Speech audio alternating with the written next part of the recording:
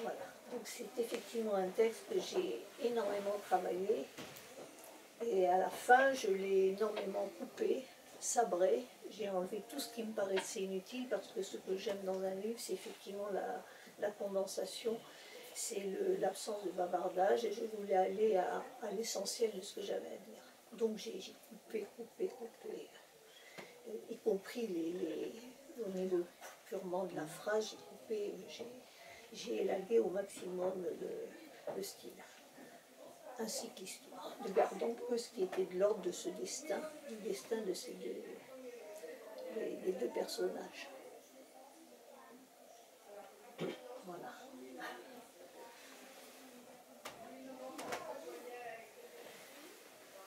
Tu peux relire juste la première phrase, j'aime beaucoup la première phrase. Non, je demande à Sabine parce qu'elle lit trop bien. C'était autour d'elle comme un rideau de pluie. C'est un passage.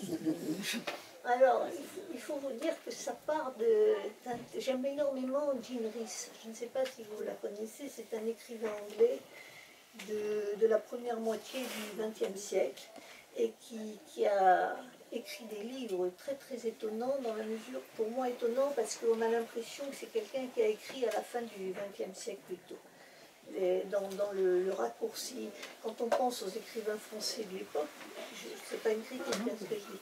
Jean Rhys est tout à fait d'une sobriété, vraiment, elle va à l'essentiel. Alors qu'à la même époque, en France, on avait des écrivains plutôt prolixes, aimant la phrase qui s'alanguit, etc. Et donc, si tu veux lire l'exergue, parce qu'effectivement, cette première phrase vient de là, et m'a donné mon écriture. C'était comme si un rideau était tombé, cachant tout ce qu'elle avait connu. C'était comme de naître une seconde fois. Voilà, c'est juste elle, c'est Jean Rhys, l'autre c'est un exergue, mais juste là pour l'instant c'est juste, après on dira l'exergue de Bernard, mais c'est parce que cette phrase-là qui est dans un roman de Jean Rhys, m'a toujours, je l'ai lu très souvent, je suis quelqu'un qui relit les livres que j'aime, et Jean Rhys je l'ai beaucoup lu et relu, et en particulier ce texte, parce que cette phrase m'a toujours eu un écho en moi très, très fort, très profond. Et alors il y a après en exergue un vers de Bernard Sauzet qui est là. De ciel en ciel, le même ciel, le même jour. Voilà. En 3 mots, 4 mots, tout est dit. Il y a en fait ce rideau de pluie, il est métaphorique, il est insistant et il est peut-être ce qui sépare cet être au monde. Hein. Tu l'as, enfin, je sais pas, je retrouve ce passage-là. La terre est devenue visqueuse autour d'elle. La douceur du sillon a disparu. Le champ n'est plus ensemencé. Il n'est plus que terrain inculte, de la boue, une boue épaisse dans laquelle elle s'est enlisée. Comme il lui faut lutter pour s'en extraire, que d'efforts il lui faut faire pour sortir les bras de cette glu, se soulever, se dégager, s'arracher à cette vase qui voudrait l'avaler. Il y a tout cet effort de mettre Oui. à mettre.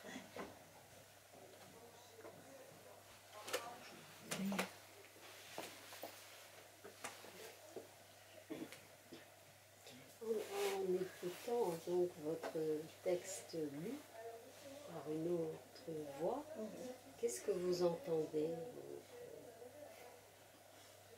là, quand vous avez entendu? La première chose, je vais vous paraître très prétentieuse, mais tant pis, parce que c'est la vérité, c'est la beauté de l'écriture. Excusez-moi, on ne devrait jamais dire des choses comme ça. Mais sincèrement, dit par Sabine, ça m'a émerveillée. c'est pas bien.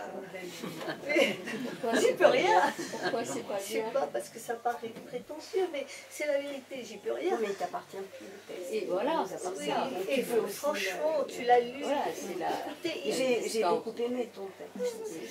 mais tu l'as lu d'une telle manière, j'ai été... C'est le vôtre et c'est un autre. Oui, je me suis dit, elle écrit sacrément bien. Il faut continuer alors.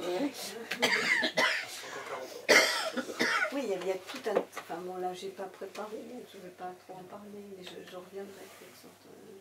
Il y a tout un travail sur l'élémentaire, qui est à la fois symbolique. Enfin, il y aurait presque une lecture bachelardienne à faire de ton texte. Ce que tu veux dire par élémentaire, je comprends. Travail. En deux mots. En deux mots, sur l'élément terre, Ah, eau, oui. Oui. feu, air, quoi, les quatre éléments. Il y a le feu aussi. Oui, oui, mais Il y a le feu. oui, il faudrait... là, c'est vraiment intuitivement, après une première lecture, il y aurait quelque chose à...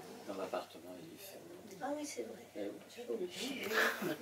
Oui, c'est pour ça que c'est... Le feu, là. Et ce rideau de pluie, il vient de la boue, il faut arriver à trouver une force. Et là, le personnage, pour ceux qui n'ont pas lu, Louise a le sentiment souvent d'être enfoncée dans de la terre. D'abord, elle y va, elle nage sur la terre, elle est là, elle flotte dessus. Et puis, il y a un moment arrive où elle est tellement là en train de chercher quelque chose à flotter sur la terre en espérant aller vers l'infini, qu'elle s'englue. Au lieu d'aller vers l'infini, au contraire, elle s'englue dans la terre et elle est complètement absorbée et elle n'arrive plus à s'élever, à sortir de cette boue.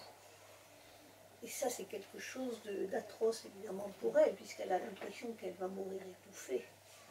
Alors que son désir, c'est au contraire de la porter vers l'horizon.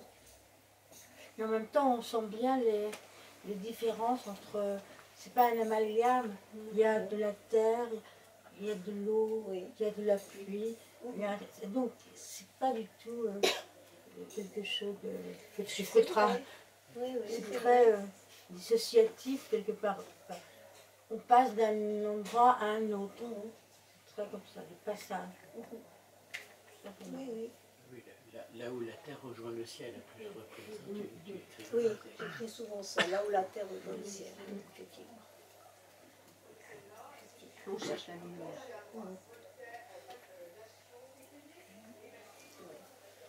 Il y a une grande proximité, je dirais, sensorielle avec la nature dans votre livre. Et cette grande précision, cette beauté de l'écriture. Vous avez raison. Et déjà, comme dans le couloir infini, j'avais beaucoup. C'est vrai que ça embarquait ce livre. Et je trouve qu'il y a une dimension fantastique dans vos livres que j'apprécie beaucoup. C'est-à-dire à la fois il y a la puissance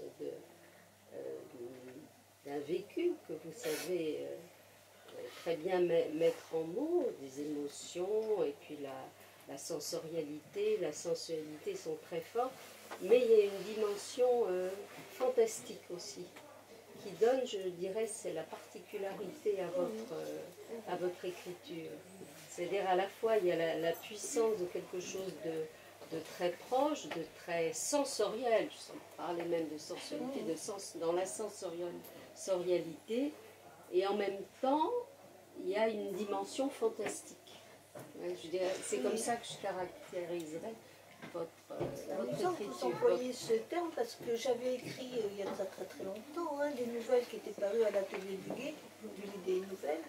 Et c'était effectivement, toutes les nouvelles étaient plutôt des nouvelles fantastiques. C'est une veine dans laquelle vous êtes à l'aise. Il y a une hypersensibilité à ce qui te vient comme une hypersensibilité et que tu essaies de restituer à travers l'écriture, et justement qui fait qu'on est à un moment donné, on bascule vers au-delà. On sait très bien où on se situe.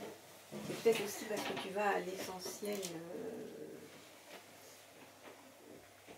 à ce qui touche le plus profondément un être.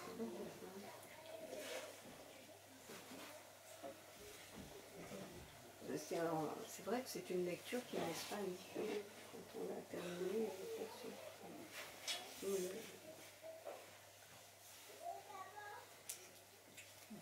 C'est ma petite fille qui est là. C'est le fils. Donc on peut inviter ceux qui n'ont pas lu le livre à lire. Bon, on va peut-être parler du livre de Michel. Et